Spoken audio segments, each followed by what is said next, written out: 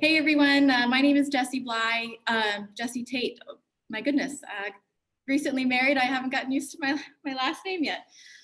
Welcome to this session. My name's Jessie. I work for I'm part of the Rethink Travel Marketing team. Thank you so much for joining us for this event. I hope that you're enjoying your meetings, our keynote sessions, and everything that we've got going on for you guys. We've been having fun, so I hope that you have too.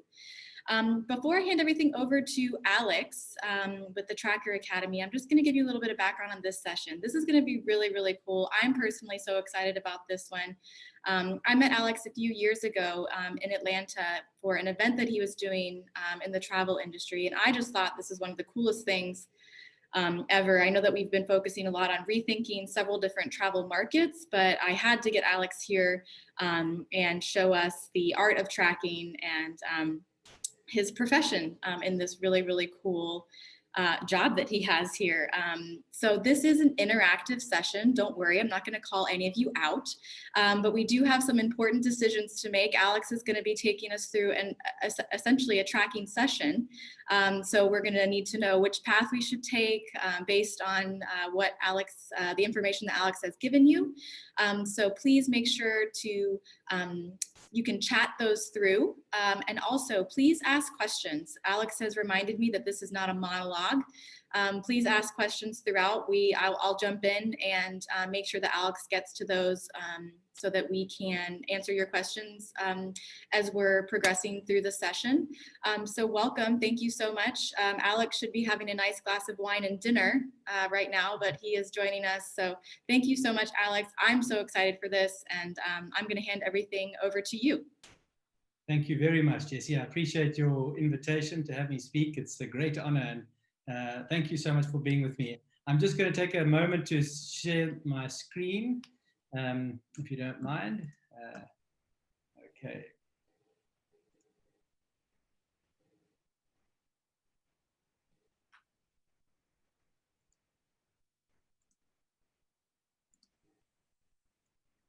Okay, can you just confirm that the screen is sharing?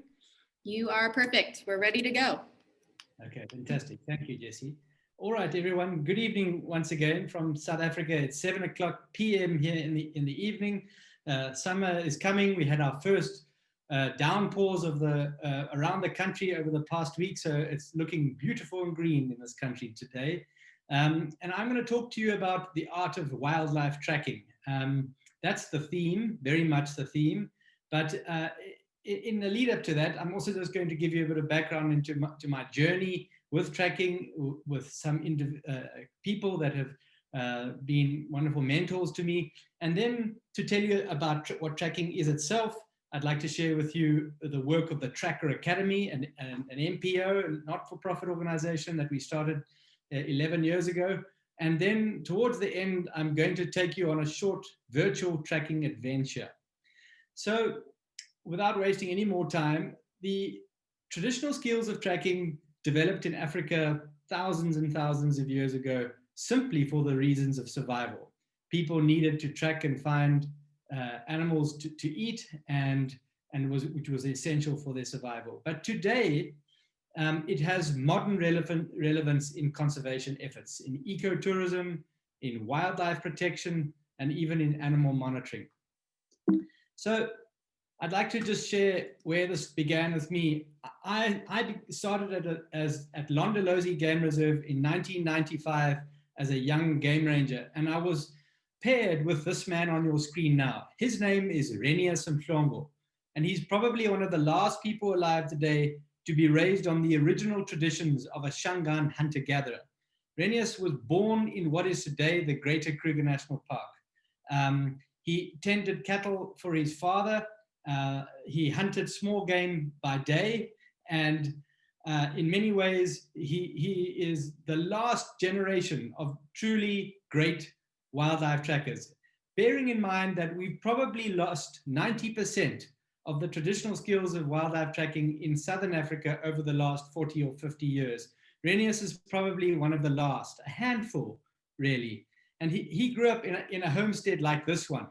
And as I say, his father had a herd of cattle living inside the reserve. And in the late 1960s, right in the teeth of the apartheid era, Renius and his family were forcibly evicted from where they were living inside what is today the gazetted game reserve, and they were sent to go and live in a location called Dixie, which was a socially engineered apartheid style village. So Ren and I started in 1995. The head ranger of the time at Londolozi I was 19 years old, threw us together. And I think he assigned me to the most experienced tracker of the time to try and offset that imbalance of inexperience. I grew up at the coast in a little town, coastal town in Plettenberg Bay, called Plettenberg Bay, which is on the southern Cape Coast of South Africa. I was fortunate that my family had some land near the Kruger, so I would go there. But ostensibly, I arrived at Londolozi totally green and without much value to add. The only reason I could do the job that's on your screen there was for two reasons. Number one, I could speak English, and I served as an interpreter to the guests coming to Londolozi. And also, funny enough, I could drive that Land Rover. But for the most of the rest, I depended heavily on Renius. And it was an unusual situation in that although the responsibility of that safari lay with me as the so-called qualified game ranger, in actual fact, Renius was in total control. And one of the things that I loved about working with him was that, and I only realized this months and even years later, is that he was one of the few real expert or master trackers. And I realized quite soon that our game drives became more than just driving around and hoping for the best to spot a leopard in a tree or a lion. It became about tracking animals and getting off the vehicle. In those days, we would leave our guests in the Land Rover. If Renius found fresh tracks like this one, he'd get off the vehicle, we'd take the rifle and the handheld radio, and we'd literally pursue that animal into the bush and go and try and find it through traditional methods of wildlife tracking. And then if we found the leopard, we'd come back and then we'd drive our guests into that sighting. And so we became very keen, and I became more interested in the process of finding animals than the animals themselves. If I'm to be honest, I used to get bored sitting and watching sleeping lions in the long grass. And I was far more stimulated and inspired by using these old traditions to find the animals, especially leopards. And Renius was particularly uncanny with finding leopards specifically. He knew where they den. In fact, this picture that I've got up now is a den site of a leopard that we used to view often. And we'd followed her tracks right in there. And she had two tiny little 2.5-month cubs there. And this is what we would do. We'd spend a lot of time on foot. In fact, a few years into my and Renius working together, we gave our Land Rover away, and we started to take walking safaris, and we would take people tracking, and we would immerse people in the process of tracking. And because that was always my frustration, is that we could only leave the guests in the Land Rover for a certain amount of time. We'd have to obviously come back because they would be in the hot sun and that we wanted to see something, and they're spending money to come to Londolozi. We couldn't just leave them there. But I felt frustrated because I was having far more fun with Renius tracking these animals and seeing his mastery and seeing how immersed he was in that landscape, and just the creative thinking and stringing all this complexity together to be able to find ostensibly a needle in a haystack sometimes, following a leopard through a vast wildlife area and then eventually finding it. And I can tell you, a leopard treads so lightly, it leaves such a faint trail of evidence. It's the most difficult of all the animals to find. But Ren was a master. He was one of the few that could consistently do it right and find that animal. And we used to follow this leopard a lot. And if you notice, her right eye is blue. This was one of the last pictures taken of her. She was known as the Mangen female, and the word Mangen is a Shangan word for aloe, and she had a territory that had a lot of aloes in it, and hence her name. We didn't give the leopards anthropomorphic names like Mary or Dan or anything. We gave them names based on a physical location, usually where their territory was located. And this leopard was unusual. It was a female. She was smaller than average. And excuse me, for some reason, Renius and I just had an unusually high success rate with tracking and finding her. And I remember one really unusual, outstanding experience we had with her was we'd been tracking her in the morning. Our guests had not seen a leopard, and we'd been tracking, and it got to about 10 o'clock, and it was hot, and the guests wanted to go back and have breakfast. And so we took them back home. We had breakfast, and Renius and I then returned back to the bush, to the last fresh track that we had, and we continued the tracking effort. And we eventually found her. And we found her in a riverbed. And I had my binoculars, and fortunately we saw her at quite a distance, maybe 100 meters or so. And I could see she was hunting a group of mongoose, banded mongoose.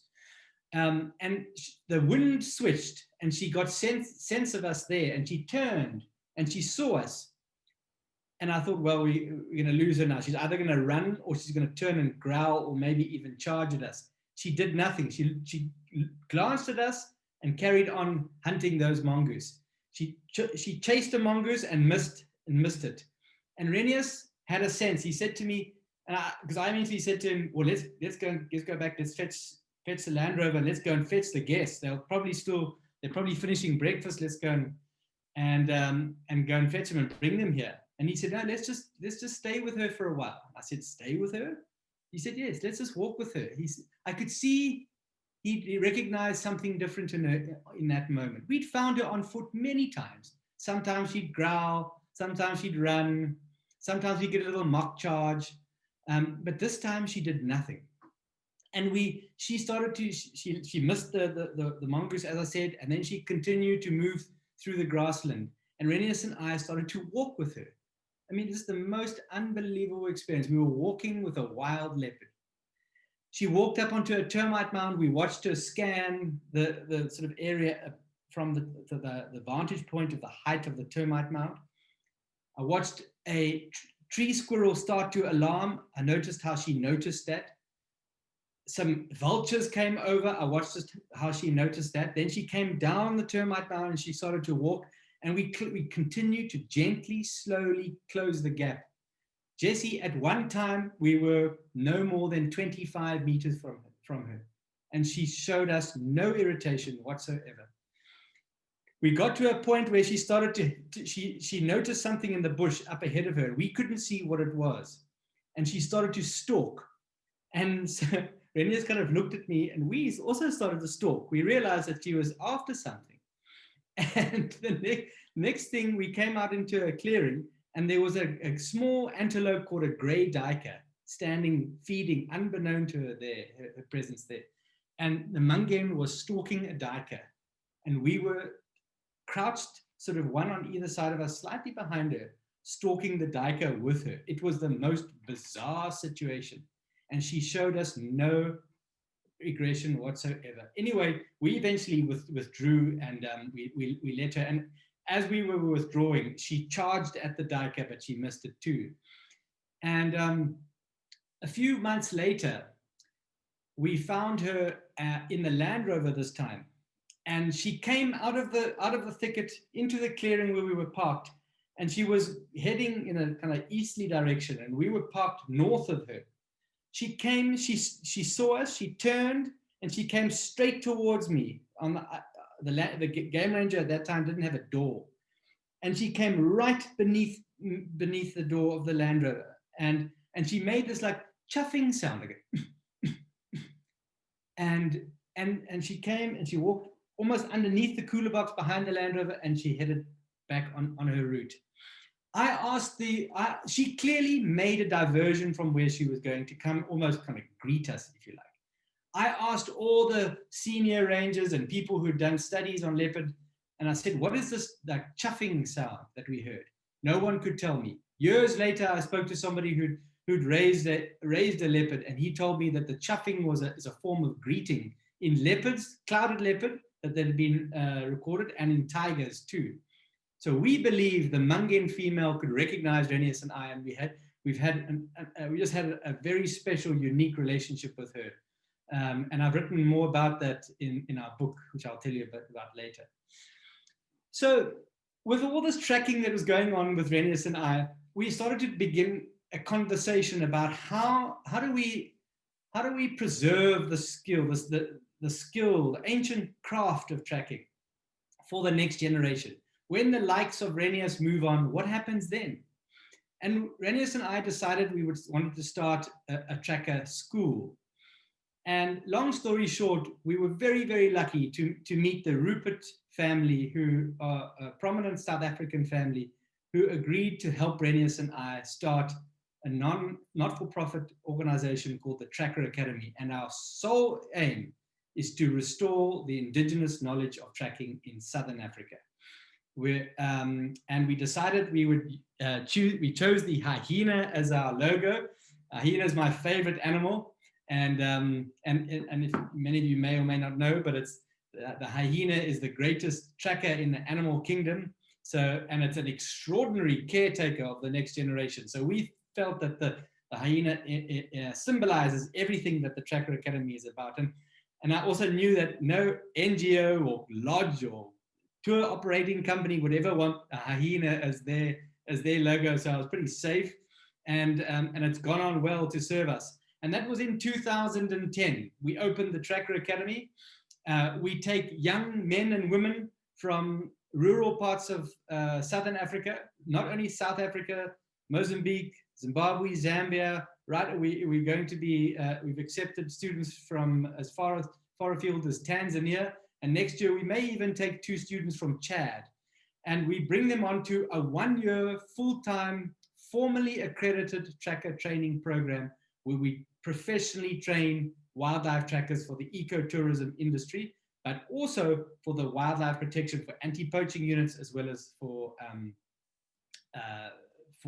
wildlife protection. We've got 3 campuses. Obviously, Renius and I spent Renius spent 37 years working at Londolozi. I was there for 23 years.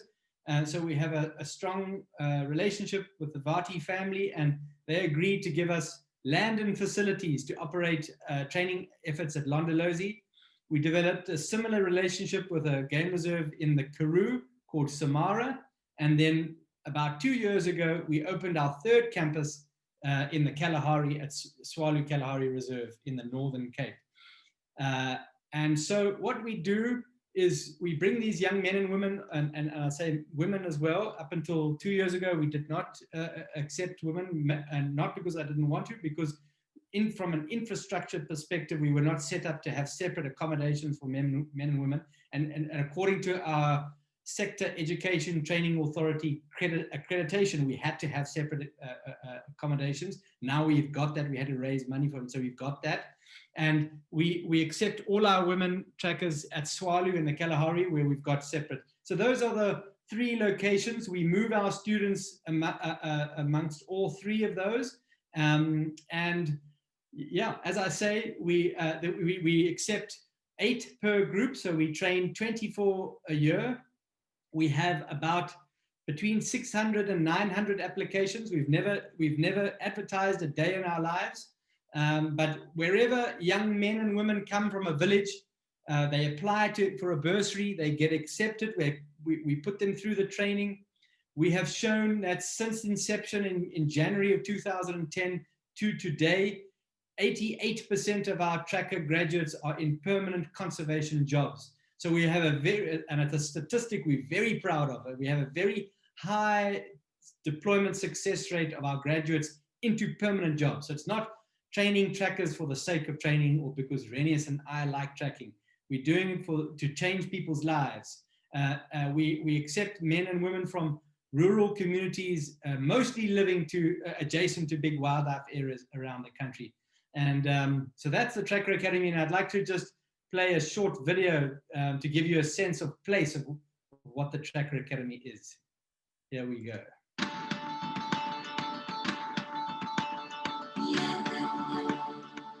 There are very few master trackers left in Africa, we have lost 90% of the indigenous tracking skills over the last 30 or 40 years. We always had a very intense desire to start something that took these wonderful, unique skills and transferred into people who didn't have an opportunity for education and who could use these skills in conservation around Africa. The art of trekking is dying. My dream is to become a master trekker one day.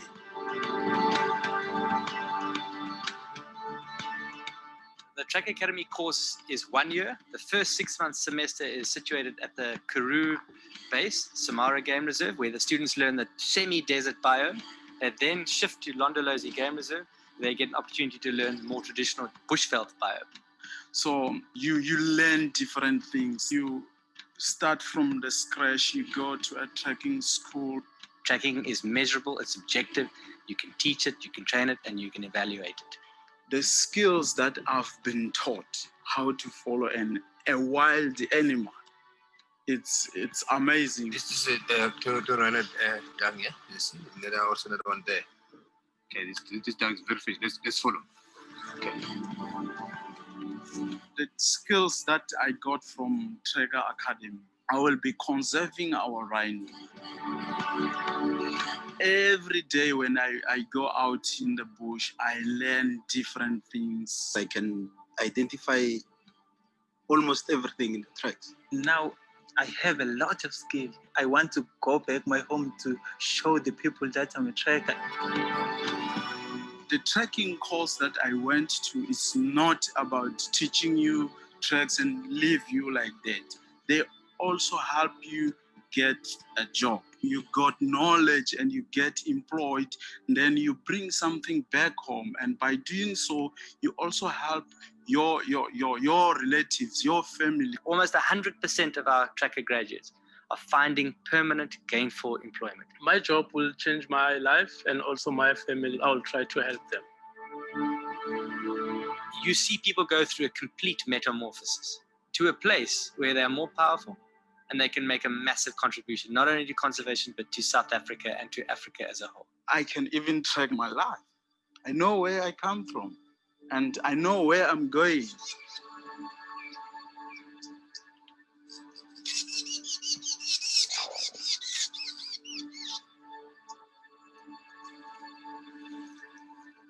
Teachers in the Tracker Academy not only teach trekking, they also teach you how to live in life. From the beginning, I was blank, but they write something in that blank pages, and I see a good picture about myself. This is important for many people.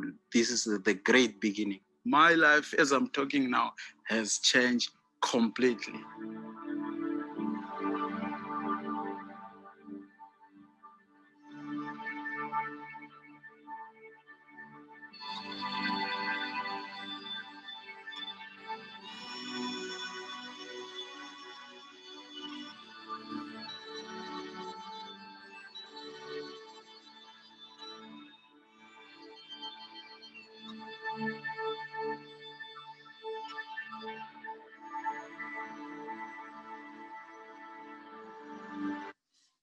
All right, Jesse, can I just ask, did that video play okay?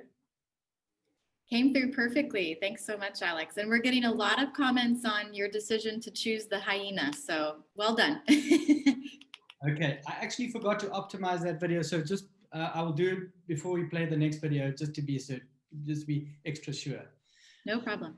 Okay, shall I carry on? Are there any questions you'd like to me to answer at this moment, Jesse?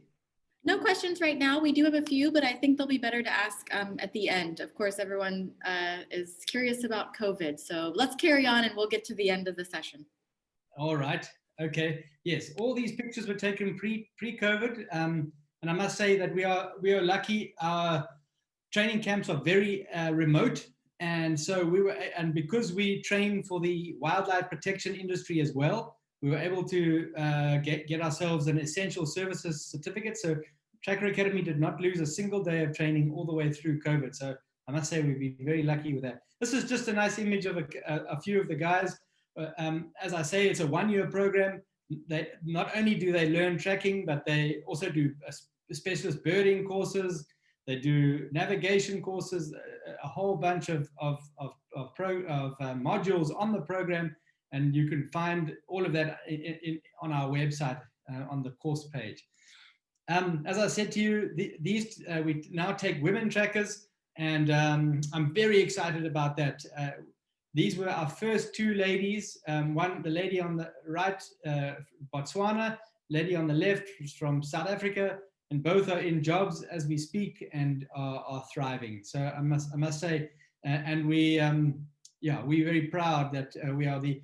And I must also just mention that the Tracker Academy is the only specialist tracker training institute in the world.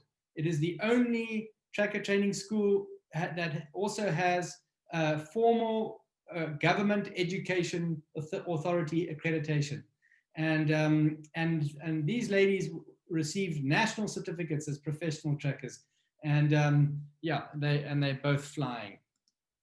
So a little bit more about tracking itself. Broadly speaking, there are two components. Very broadly speaking, the first is what we call track and sign interpretation, or track and sign identification. This is the ability of someone to be able to recognize, identify, and interpret any animal that touches the ground's tracks and signs. And it includes not only the spoor, the footprints, but it also includes feathers and bones and territorial scrape marks. It includes birds' alarm calls, any piece of evidence that helps a tracker piece together what an animal is doing falls under this component. And this, on the screen there is a Cape Hare's track. We teach our students to correctly identify right from insects tracks to elephants tracks and everything in between. We will want our students to know the difference between a beetle's track and a grasshopper's track. They must be able to identify it, interpret it, explain it, draw it. And so we get into huge amounts of detail when it comes to the track and sign. Here's an image of some of our students at our Swalu campus studying a spotted eagle owl's track. And so, many of the birds obviously come to the ground, some birds more so than other species. But if they come to the ground, we want to know what it looks like. We want to know what their track looks like, their dropping, their feather, their nest. It's all part of, if tracking were a language, the track and sign component would be the alphabet, the ABC, whereas the trailing, which is what I'll explain to you in a moment, would be the reading of the language. And you cannot read a language until you understand its alphabet. This is just a young fellow, one of our students, studying a tortoise track in the mud. And it's interesting, we have tortoises in Southern Africa. We also have terrapins, which what you in the North Americans call turtles. And their tracks are very, very similar, but we want to know the difference. And so this man was studying a tortoise that had come in the mud. This is just a little bit of fun. On the left are lioness tracks, on the right a big male lion. And I can't draw, but the lioness is walking much slower. I can tell because the top track is partially superimposed on top of the front track. Whereas the male's tracks on the right, you can see there's a big gap between the top track and the bottom one. The bottom one is his front foot, the top is his hind foot. He's striding out. He was walking a lot faster. And just from that snapshot of sign, we could tell a male from female. Obviously, firstly, it's a lion. Male from female. We can also tell that the female track was slightly older than the male. And we also know, as I've just explained, that the male was walking a lot faster than the female. And what had happened here, and Renius immediately stopped the students and asked them to explain what they thought was going on there. And they had to understand animal gaits, track patterns, in order to interpret a picture of what was going on here. And what had happened is that lioness, and she had some sisters, had moved about 2 hours before that male in the early morning after the rain. They had a heavy downpour that night. and had killed a zebra. And the male had got wind of that, and he was coming in behind them, and he eventually stole that zebra and ate most of it, and excluded the lionesses. So just from a small little piece of 4 pug marks on the ground, an expert tracker, professionally trained tracker, can tell so much, and it can be so enriching to any safari experience. So that's why we believe that the Tracker Academy's work is absolutely vital in ensuring that Africans are able to deliver rich, engaging, quality safaris. It's all part of it's part of the experience.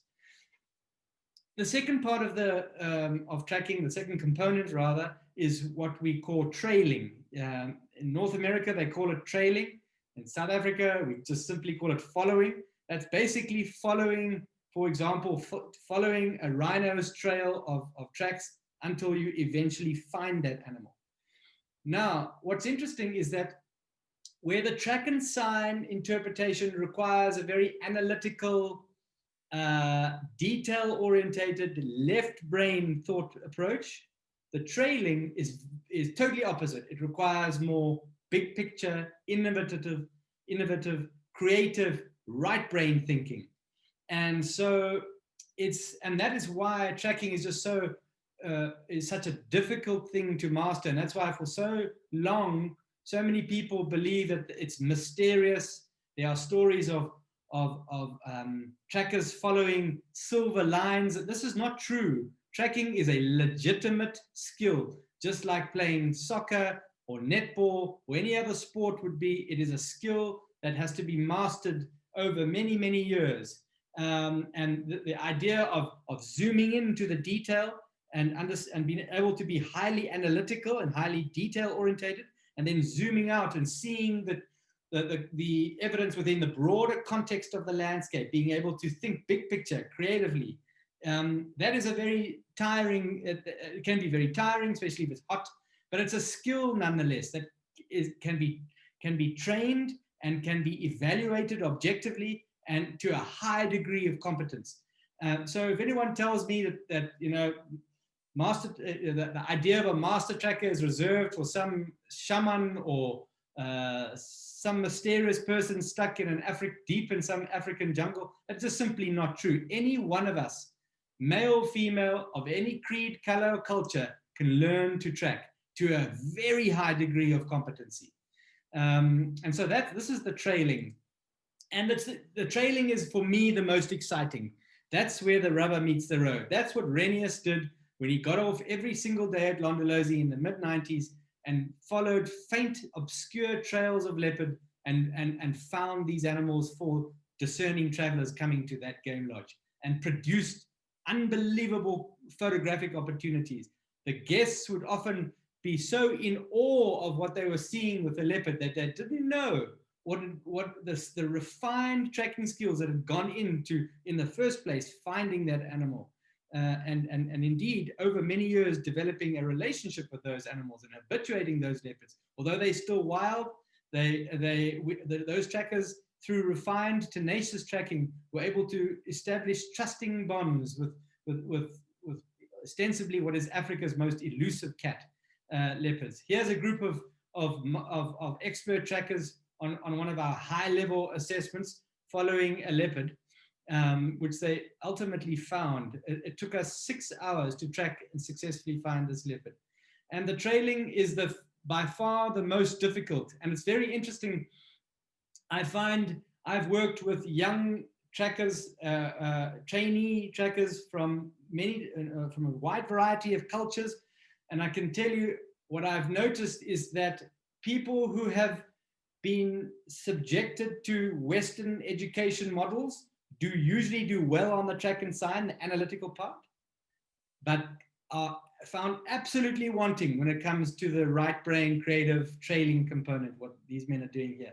And the opposite is true for young men and women who grew up in these rural villages of Southern Africa, and they haven't had the advantage of Western education. They were never given puzzles or never taught to be analytical potentially. And I find they do better, earlier, quicker with the trailing. and have to work harder at the track and sign because of the potentially lack of analytical ability from not having a Western education. So I'm going quite fast here because there's quite a lot to cover.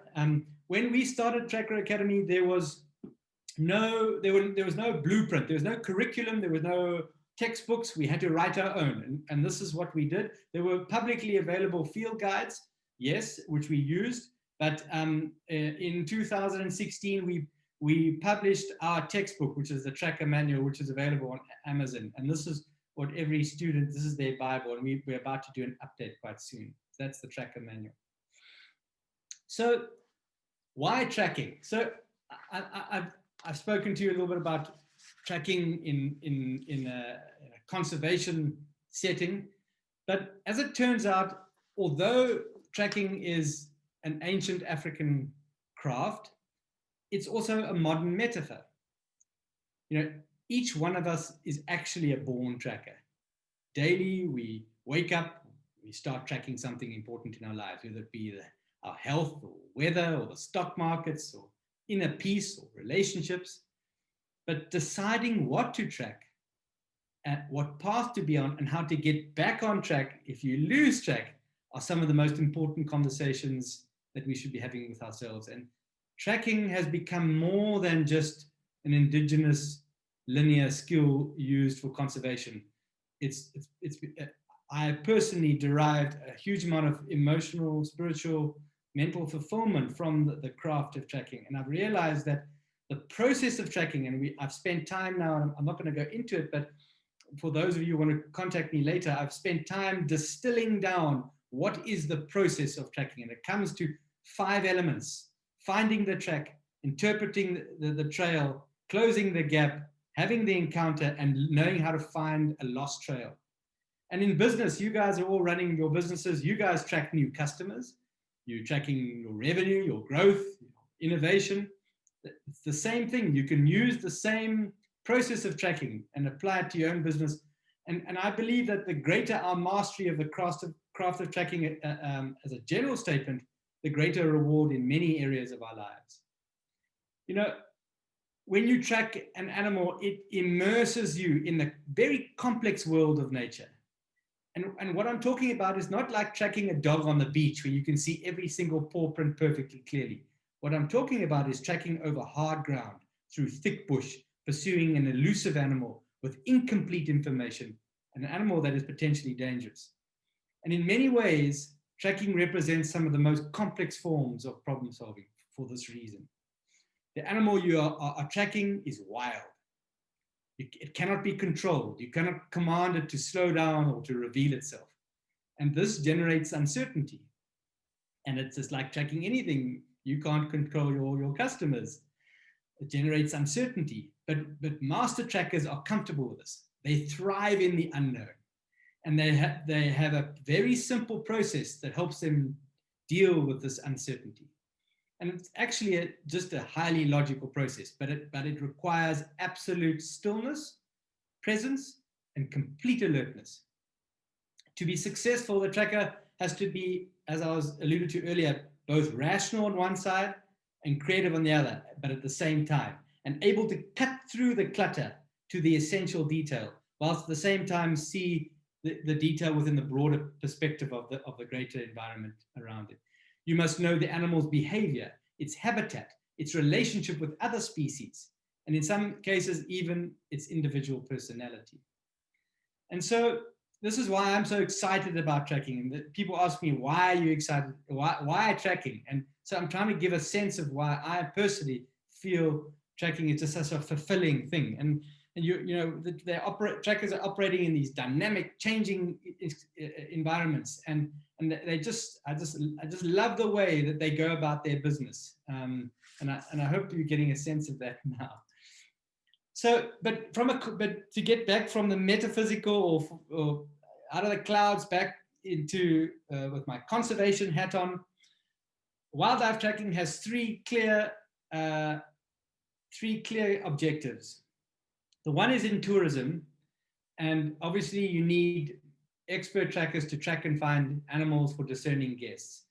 But upstream from that, Jesse, is the whole idea of trackers' skills being able to be used to track and find animals to develop relationships with them. When Londolozi started in the 1970s, the Vati family knew there were leopards there, but no one ever saw them. They were shy. There was the only piece of confirmation would be an impala carcass hanging in a tree, or some tracks or monkeys alarming, but no one ever saw them. It was only when the trackers got on the ground and started to pursue them and find them and build a relationship with them, do we have the type of sightings that's on your screen now. And I'll explain, Tracker Academy has taken this a step further, and I'll give you a bit of a sense of that, so to make sure that I'm not going over time. This is an image of a young man who was employed as a tracker to monitor aardvark. And he went to this game reserve in the Karoo to monitor how many aardvark were there just by tracks. There was no collars or satellite track technology involved. This was boots on the ground, old school tracking. And this young man not only established how many aardvark were there, their distribution, their territorial dynamics, he even built a relationship with one individual aardvark. And so this is just for me, just an amazing image of young Given with an aardvark. As I've said before, so many of our students have gone into anti-poaching units because of their tracking skills. One of the reasons I believe, and I know I'm biased, but why the rhino poaching is out of control in certain parts of Southern Africa is because the anti-poaching units themselves have a stark lack of genuine tracking skills amongst their operatives. And so we are aiming to change that. We are providing the wildlife protection industry with professionally trained trackers. And here's a young man, Bongani Toto, and he was further trained to handle a dog. So I'm told by the owner of Canine Conservation that that dog and Bongani's own tracking skills made a formidable team, which is pretty logical and understandable. A few years ago, we took the skills that we'd learned at Londolozi. Renius was one of the core members of the team that in the late 1970s, early 1980s, team of trackers who habituated the now famous leopards of Londolozi. That methodology, that approach, we teach our tracker students, and we had an opportunity to send two of our tracker students who had never been outside of the Kruger National Park, let alone South Africa, all the way halfway across the world to Brazil, to the Pantanal region, where these are the two men, Andrea Satoli on the right, Richard and Tabine on the left. These two young men, we sent them into the Pantanal, where they tracked jaguars to assist a game reserve there, or what they call a ranch, the Cayman Ecological Refuge, to habituate a population of jaguars. That's, I'm sure many of you know a lot about the Pantanal, one of the biggest wetlands in the world, very similar in structure to our Okavango Delta up the road here. And these two young men just had, this was Renius and I, that also there that we went to go and establish whether we could do it, whether it was possible to track jaguars with the same approach that we tracked lions and leopards in South Africa. And we came across this giant anteater, which was quite an experience. We'd never seen it. You can see it looks like Renius is trying to hold my hand there. He's faced down leopards and lions and elephants, but he wasn't so sure about a giant anteater. Anyway, they did an amazing job. Those two young lads, both of them from rural villages, as I say, never left South Africa, and they went to Brazil and they operated there. They started a jaguar habituation project using tracking as the method to build a relationship with these animals. And last Christmas, I received a Christmas card from the owner of Cayman telling me that 70% of his guests now see jaguars, whereas before we arrived, our trackers arrived, less than 10% of the guests were seeing jaguars. So that's just an example how South Africa or Africa is now exporting this rare indigenous skill for the benefit of conservation and ecotourism internationally. And it's a project that I'm very, very proud of. It was our first project, ex situ habituation project that we ran, Tracker Academy. And now we've run them in South Africa, Botswana, Rwanda, and we're about to start a project in Chile with mountain lions there. So to get back a little bit to the whole concept of humans adopting the mentality of a tracker. Renius and I started something called Tracking Success, under the notion that every human is born to track. And this is where, Jesse, you alluded to it earlier on. We have created a virtual tracking adventure to try and immerse people and give people a sense of tracking. And I'm going to run a very tiny little sample with all of you. If you don't mind, I'm just going to stop sharing my screen and just make sure that the video is optimized. If you just bear with me for 30 seconds, please. No worries. We have a lot of people that are excited about this tracking experience, Alex. Okay, wonderful. Yeah, Okay. if everyone go ahead, and if you would like to participate, just open the chat box. Alex and I just ran through this the other day, and like I said, we have some very important decisions on which direction we would like to take for the actual session. I'll of course let Alex do this. I am in no way, shape, or form a tracker. So Alex, go ahead. But everyone have your chat boxes open. We would love for you to participate. Thank you, Jesse. Okay, so this is a thing called Tracking Success. It's a virtual tracking adventure. We run it with people who are interested, in fact, a lot of organizations who want to learn the tracking process for sales teams and all of that. I just thought it'd be an interesting thing for you guys to do. How it works in a nutshell is I will play you a video which is going to set the scene. That sets up a scenario. We'll have a quick discussion, and then you'll decide whether you want to go option A or option 1 or option 2. And this is going to become clearer to you in a moment. Our goal for the purposes of this exercise this evening is we're going to try and track and find a lion. A. B, the man on the left of Renius is a top tracker student of ours called Trevor. And Trevor was about to get his first job, having graduated from Tracker Academy. And part of the goal is to mentor and prepare Trevor for his new job. We're going after lion. And what we normally like to do is give people a bit of a sense of what tracking lion is all about. Their senses are all highly developed. Lions prefer open woodland, but that does not preclude them from being in thickets. But generally, they like open woodlands. They're well camouflaged if the grass is tall. There's some imagery on the left there for you to give you a sense of what their tracks look like and their droppings. Lions usually see you before you see it. But if the wind is in your favor, the wind is blowing from them to us, to the tracker, and you go very quietly and you're incredibly vigilant, you can find them without them knowing you were ever there. And often, if it's in the middle of the day, they're sleeping, and they can go into quite a deep slumber. So it can almost be dangerous. You can get too close to them. I've stumbled upon a pride of lions in the high grass, and the grass has just erupted with lions all around me. So that can happen, and that can be incredibly dangerous. So you've got to be very, very careful. But usually if they see you, they'll just give you a bit of a growl and move away.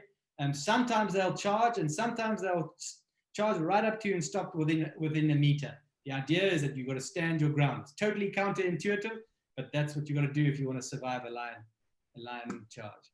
So I'm going to play you now a short video. It's a 90-second video or so. And we are now tracking lions. And I want you to observe carefully what you see in this video and imagine yourself having to take the decision about what you are going to do. And I'll talk to you on the other side.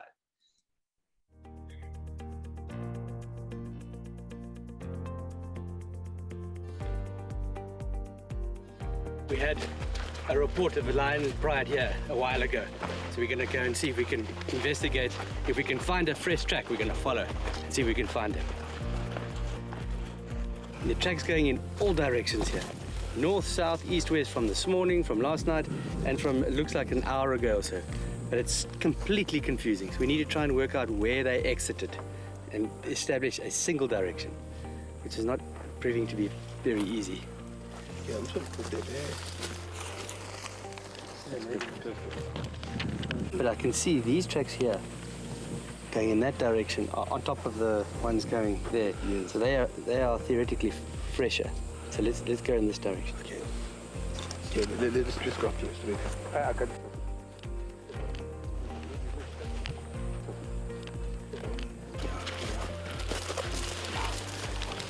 See the track mark in superimposed on top of the dry urine, and then the tail mark again, nice clear trail mark. I can smell the meat. Smell the meat. Yeah, it comes at that side. From that direction. That direction. The tracks are going in this direction. Yeah, the smell comes that direction. Because the wind is here. That's Yes. right. Okay, so Jesse, did that video come through okay? Yeah, it came through just fine. All right, so everyone, we are presented with a decision. Do we, Renius smelt something, some meat, fresh evidence, possible that there's a kill nearby with those lines are on it. The meat is stationary and it's close enough that you can smell it. Or do we continue following the tracks? It's tangible evidence, but the tracks are mobile. I mean, the animals, the lions could be quite a distance away. So now, if you want to, if you feel like it, put your answers into the chat. I'll give you literally 10 seconds to do that, and then I'll play out what happened. Renius and I, this was real in real time, and we had to decide what we were going to do. As it turns out, we filmed both eventualities, but you tell me what you would like to do. In the meantime, Everyone's saying smell, Alex. We've got to follow the smell. I think it's because Renius thought, all right, well, let's see what happens if we follow the tracks. Okay.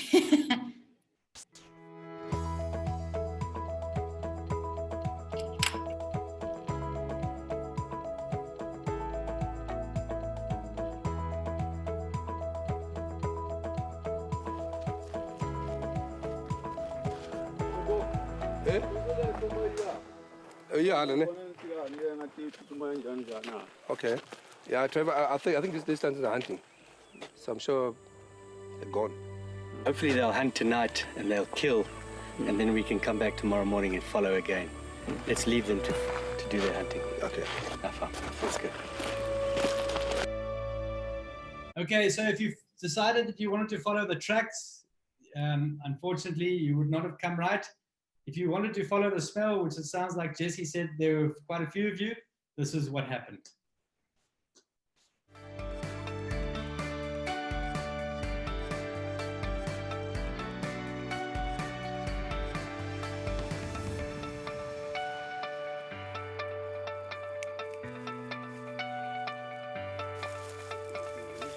This must have been what we were smelling. Yes. What's it? It looks like the lioness has vomited. Yeah, they're vomiting. What I can see, the grass inside. I'm going to move this. Let's see. Wait.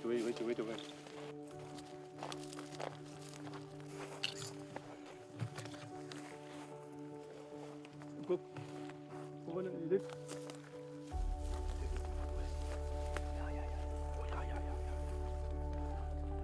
How beautiful is this? Being on foot with wild lions. So we don't bash about the bush, impacting on animals and disturbing them in their natural habitat. Our idea is to find them and move away and leave them in a peaceful state where they haven't run from us, nor have they shown us any aggression. The best trackers in the world are able to achieve that consistently. And the more times we connect on foot with lions or with leopards, the more relaxed they become. They trust that we're not going to threaten them. We're not going to shoot them. We're not going to try and steal their meat or hurt their cubs or anything. Slowly, over many years of refined, tenacious tracking, have now started to trust humans on foot. And this is very special, and there are very few places left in Africa where you have this type of relationship. This is the pinnacle of a genuine relationship between humans and animals. Okay, so if you chose to follow the smell, you came right. So that's just everyone. That's just a very, very brief sample of tracking success. It's a branching decision tree and we take people tracking virtually, and I hope you got a bit of a sense of what we're doing. Then on this slide, as I alluded to earlier, Renius and I wrote a book we published in March called Changing a Leopard Spots. My publisher told me it was the worst time. We launched it the day before lockdown. Publisher told me worst time to publish a book since the Second World War. But thankfully, it's done reasonably well. Unfortunately, it's not available anywhere other than in Southern Africa. We are in negotiation with an agent in North America to publish it there next year. So I will let you know if it comes out. And it tells of our 25-year relationship together, Renius and I working, and all our experiences and so on. And then just to close off, Jesse, Renius and I do run tracking safaris for people, for small groups. It's not a commodity experience. We only do 3 or 4 a year for small groups. It is expensive, and we only take people that we can be sure are genuinely interested in learning to track. We've also got to make sure people are physically able and that they are prepared to be on foot in amongst wild animals. But it is something we do offer, and we do that through eco training. And yeah, there are contact details if anybody would like to contact us. And Jesse, once again, I hope I haven't gone over time. It looks like we've got 3 minutes left. Thank you so much for your time. I'm happy to answer any questions that we have time for. That's wonderful. Thank you so much, Alex. This is so cool. I just want to first and foremost remind everyone this session was ending at 1 p.m. Eastern time. So if you have a meeting, don't forget to go back onto your meeting schedule. I'm just gonna have Alex stick around for some questions, but please be respectful. If you do have some meetings, go log back into those. But I am gonna keep Alex on here over the allotted time just to answer some questions. So Alex, you kind of alluded to it at the very end. How can someone, can you dive deeper? I didn't give you too much time. Dive deeper into how someone can take a tracking course. Yes. I will mention Alex Cornet is in our chat box, so he's been chiming in quite a bit too. So hello, Cornet. No, that's great. So eco training runs 1 week, 2 week tracking courses, as well as we are developing a 55-day course, which with Cornet at the moment, which will be hopefully be ready in the first quarter of next year. We're getting lots of requests for longer courses, so that will be ostensibly a 2-month course, and then Renius, as I say, Renius and I do short, 3-4 day intensive tracking experiences with people who are interested. Yeah. Wonderful. And just for your information, everyone, the Emerging Destinations team does represent eco training in the US. So Cornet's been quite active in the chat. But if you have any questions on how to go about taking the course, a tracking course, just let us know. Jane and I, and of course, Alex and Cornet are all here to help. Alex, here's a good question. At the beginning, when you were talking about standing at the lion's den, the leopard's den, I think it was. Yes. We had people chiming in that they'd be quite scared to death. Did you know that the leopard wasn't there, or take us through your feelings? My goodness. Yeah, so that den was a den that was used from time to time. When I took that picture, so sometimes there was no leopard there, but sometimes we if we are tracking a female and we know she's given birth, we will go and check old den sites because they will reuse den sites. And if we see their tracks heading into that vicinity, then we'll go and investigate further, or we'll leave and bring a vehicle in closer. We don't go and walk all over a den site where there are leopards active. Absolutely not. That would be dangerous, and it also it would pose a threat to the leopards themselves. Yeah. Sure. Definitely, mothers and their babies are definitely one to stay away from. Of course, Alex, it's unfortunately the time of COVID. Can you talk about the wildlife and COVID? Is it hard to, you mentioned that your tracking students are still able to get out in the field and do their experiences, but do you notice that, are you having to rehabituate, or is any particular species making a comeback? Can you just talk about that? No, there's not a case for rehabituating, really, no. But what is the impact of COVID is twofold. One is that with less people moving around, we are finding towns and even cities are experiencing more cases of wild animals coming into them because they've just been so much quieter, which has been wonderful.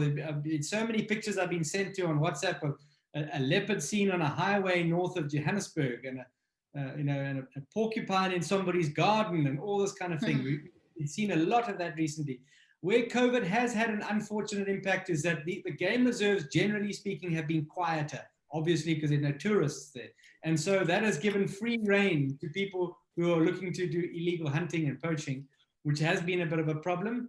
And as you know, or maybe you don't, but the tourism efforts is what predominantly funds the anti-poaching units. And so they've been struggling to make that funding and keep that up. And so that has been an issue where the game reserves are just quieter and more vulnerable. Sure. That's so interesting you say that. I'm so desperate to see a porcupine on safari, and someone just saw it in a garden. That's funny. Here's a great question. Your book, we're getting a lot of people that would love the book, obviously only available in South Africa. So I must ask you to let me know if it ever becomes available in North America, so we can blast that out to some people here. But we do have some people traveling to Kenya soon. Do you know if it's available in Kenya by chance? Yes, it is. It is available in Kenya as far as I know.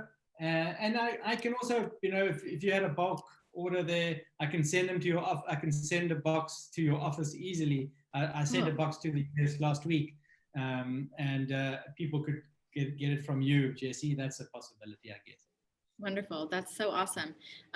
We'll see if anyone chats through, and if we can get a bulk order, I'll be reaching back out to you.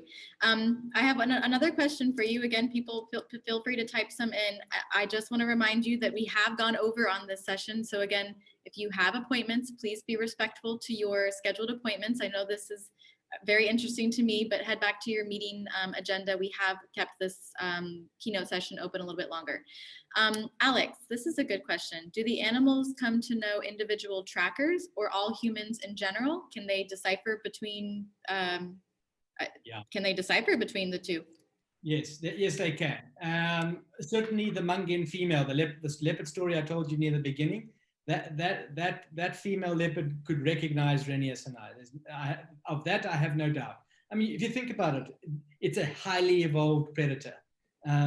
Your dog can recognize you. Why would a leopard or an elephant or a lion not be able to recognize people? You could argue there's so many people go in the game reserve, but those who are there regularly, like Renius and I were there 23 years together, so I guess there were territorial animals there that could recognize. So the short answer would be yes. I'm not so sure about the lower animals with the sort of lower cognitive functions like impala. I doubt it, but certainly the bigger animals, the more intelligent animals, yes, I would definitely say they can. Awesome. Let's see if we have some other questions. Here's a good one. You've probably had some really, really amazing sightings and tracking experiences. This is more of a storytelling. Can you talk about one of your most favorite tracking experiences or sightings, or something that really, really has stuck with you the whole time? Well, I mean, that one with the Mungin female, that was just an unbelievable experience. I'm not sure I did justice in the story. I had to do it quite quickly, but that animal let us into her life for that period of an hour and a half that we were with her. We've obviously had experiences where we've had really dangerous experiences. Really early on in my career, Renius and I tracked a very grumpy leopard called the Tubuan female Londolozi. She had cubs which we didn't know about, and she charged out of the bush at me. And I took a step backwards and I fell over a log, and my rifle was smashed out of reach, and she was literally over me. And Renius was able to extract us out safely. And that was an experience that is ingrained in my memory. It was a first founding moment of trust between Renius and I. I didn't know him, he didn't know me. Fortunately, I didn't run, and fortunately, he knew what he was doing at that time.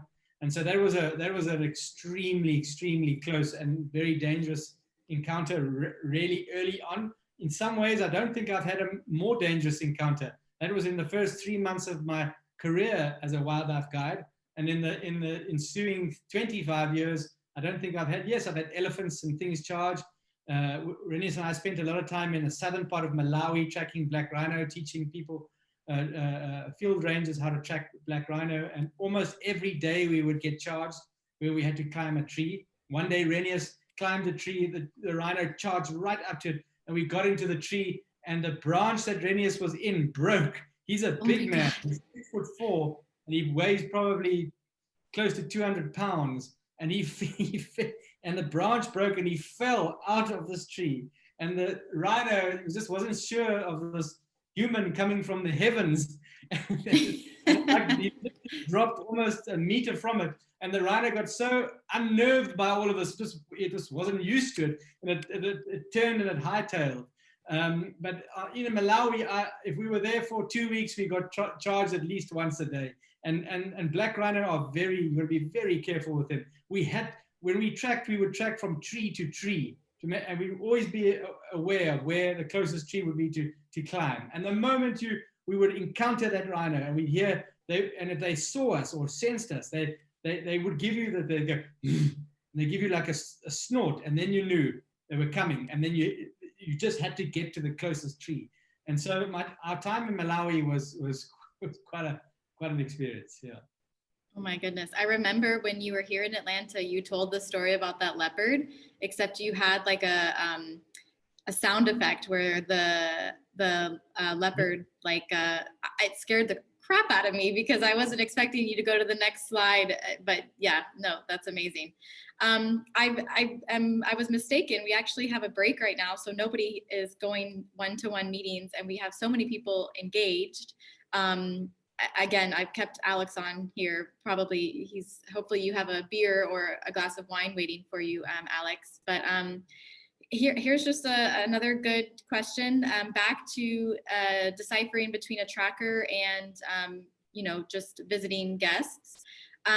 So do the leopards or wildlife, do they transfer the trust of a known tracker to all humans, or could that be dangerous for the animal? I'm not sure I understand exactly what Linda's. Does that make sense? Yeah, it does make sense. What I have found is that the leopards and lions, a lot of the animals, for example, they get used to the shape, the color, and the form of our game drive vehicles in a game reserve. And I remember when we had an outbreak of a disease, and I drove with the vet in his white pickup. And animals just scattered everywhere. They were just not used to the new vehicle.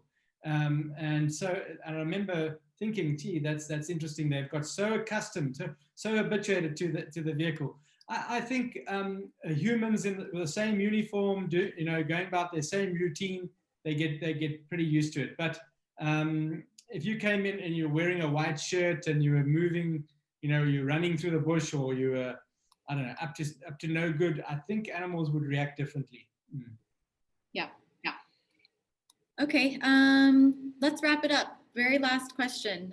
Hopefully the answer to this is no, but have you ever had to use your rifle? A lot of people noticed that the rangers were carrying rifles in the video. I know this is a very, very last resort why they're carrying it, but if you want to touch on that, hopefully you have never had to use the rifle, and maybe you could explain why you carry it. Yeah, we carry it because it's required so by South African law. Personally, I think it's a hangover from the apartheid regime. Botswana, Zambia, Kenya, Kenya, some do, some don't, but many other countries, they do not have that requirement. They do not carry weapons. In my own personal journey as a wildlife guide and working in amongst big animals, I used to carry Renis and I used to carry a weapon religiously. In the last 10 or 15 years, unless we are taking guests, paying guests on a safari, we never use it. I don't know if you noticed in that simulation that I've just done, we weren't carrying a rifle there. So Answer is no, I have not used it. I've had to shoot a warning shot once, but I have never had to destroy an animal in aggression. And I prefer not to use it. And the reason I don't like using it is that people who carry weapons believe that the weapon is their safety. The weapon is absolutely not your safety. Your individual alertness, understanding of animal behavior, respect and empathy for the animal, that is your first line of safety, not a rifle. And in any case, if an elephant or a rhino or a leopard or a lion is going to come at you, they've got a far greater opportunity to get you than you have of stopping them with a rifle. Yes, there are professional people that are very proficient with rifles, but if an elephant comes at you, you've got to be very smart and very quick and highly competent with a weapon. Yes, it's required so by South African law. Fortunately, if you consider the number of walks that go out in Southern Africa every day compared with the number of incidences, it's negligible. It doesn't even register on the radar. Sure. No, thanks for answering that. I know that a lot of people that have not, yet been on safari aren't, a giant rifle is scary, and it's like you said, the intention is never ever to harm the animal, and usually the warning shot is all that people need. But anyway, Alex, it looks like I'm going to have a bulk book order for you, so I'll be reaching out to you.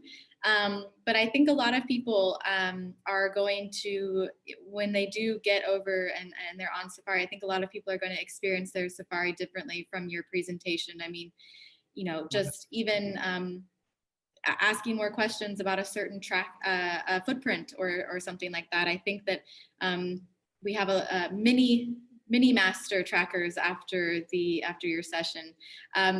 So many people were engaged, Alex. I thought it was really, really cool how we got to track with you, and I can't thank you enough for doing this for us. And I know we ran over a little bit of time, but no problem. We're on a break right now, but meetings will start in about 15 more minutes. So I have one to get to. So without further ado, I'm going to say goodbye. And Alex, I think you had the slide of your information. If you guys weren't able to write it down, feel free to reach out to any of the Rethink team. We can get you in touch with Alex. But thank you so much. This was really, really cool and so amazing. I'm just so glad you were able to do this for us. Thank you very much. And if I could say one last thing is that your colleagues, if they could do anything but support the game reserves that employ professional trackers. Yeah, it makes a difference to community relations, and it's keeping an ancient indigenous craft alive. It's amazing. We have so many thank yous coming through, Alex. So again, all of us, thank you so much, and enjoy the rest of your evening. Grab a beer. Okay, I will do. Bye-bye. Bye.